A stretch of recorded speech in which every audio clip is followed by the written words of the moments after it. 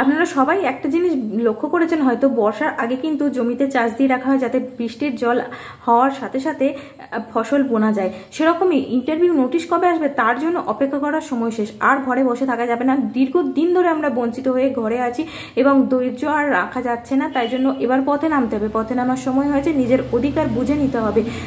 পর্ষদ থেকে বারবার জানানো হয়েছে যে থার্ড ফেজ কাউন্সিলিং শেষ হলেই আমাদের ইন্টারভিউ নোটিশ দেওয়া হবে। থার্ড ফেজ কাউন্সিলিং যাতে তাড়াতাড়ি শেষ হয় সেই জন্য কিন্তু ওরা অলরেডি আন্দোলন করছে।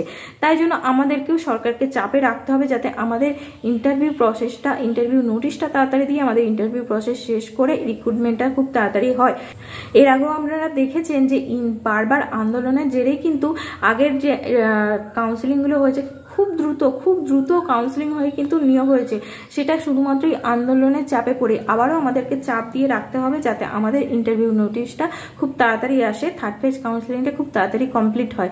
আর আমি আসছি তো হুগলি থেকে, আপনারা নিশ্চয়ই অবশ্যই আসবেন। দেখা হবে আগামী 8ই জুলাই রাজপথে।